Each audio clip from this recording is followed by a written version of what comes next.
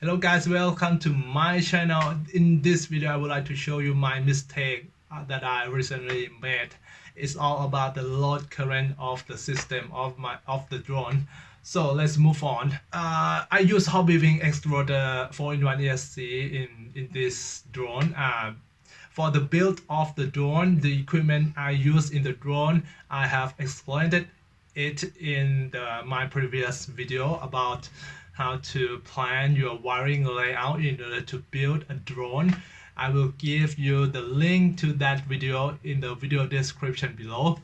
So if you want to know or to get along with this video better, then you should watch that video first. So let's move on.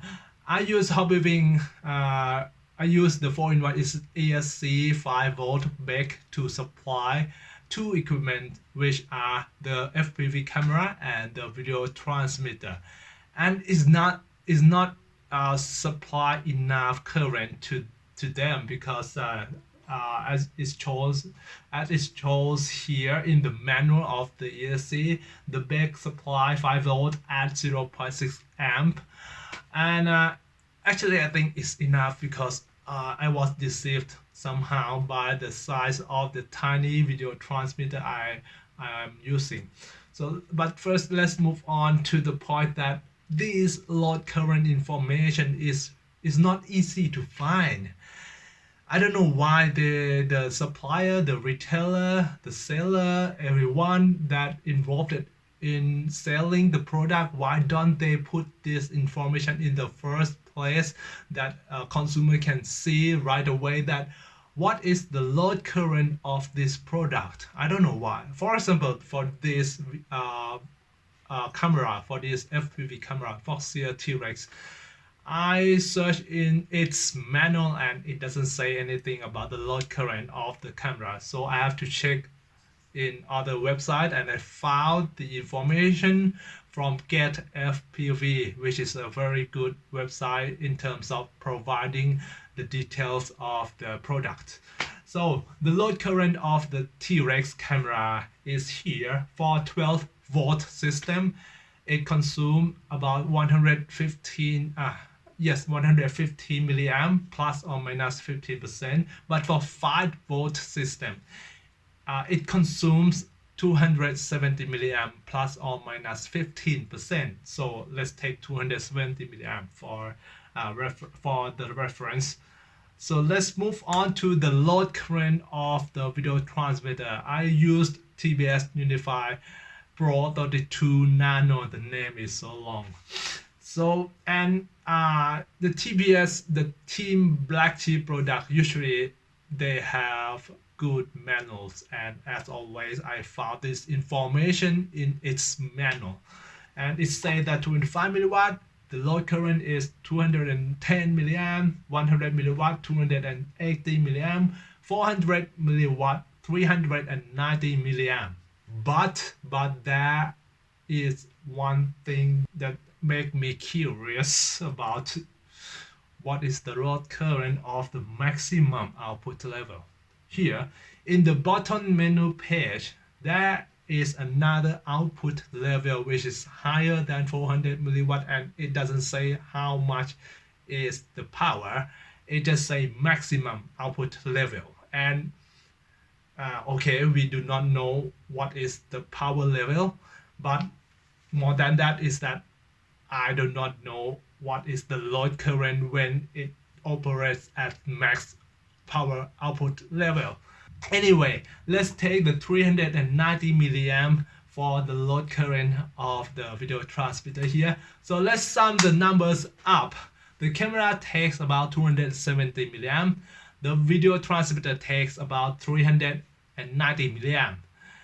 At least both equipment take about 660 milliamp. I think it is the minimum output level if the video transmitter use 400 milliwatt output level. So it's clear that this problem caused by the load current of the equipment exceed the supply. But why I let this happen? In fact, I have tested the drone so many times before I actually bring it to the job. But I don't know why. I have flew the drone for more than 30 packs, more than 30 flights, and every flight involved with very aggressive throttle blipping or maximum throttle used for as long as 8 to 10 seconds.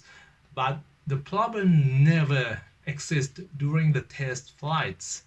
But when I was on the job site and I test the drone, this happened. Let's see the video here. Okay, video run in 3, 2, 1.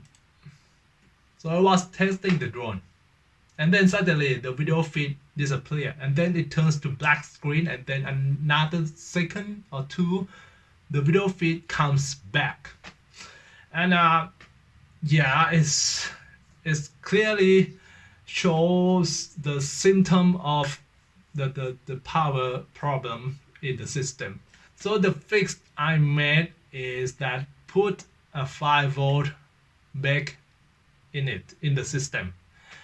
And in order to find a proper 5-volt regulator, back or buck, any names that they call this tiny regulator, we should check the input voltage, check the output voltage, and also check the output current it can supply.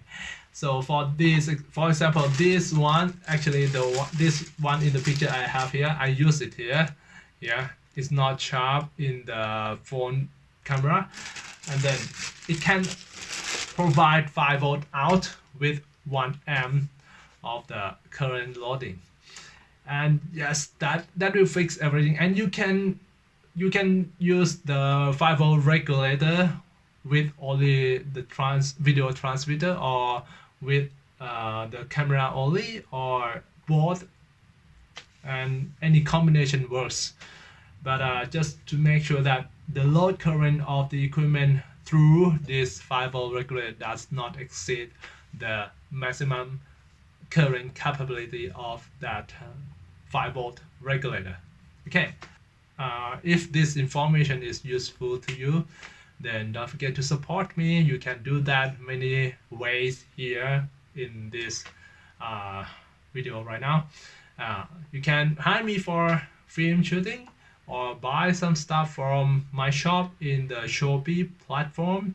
Or if you are new to FPV hobbies, you can learn how to fly drone online with me, and you can order some lithium-ion pack for the long-range drone, and or at least you can become my YouTube channel member, monthly YouTube channel member. Okay, and that's it, guys. I hope that you learned something from my video here, and see you next time. Bye bye.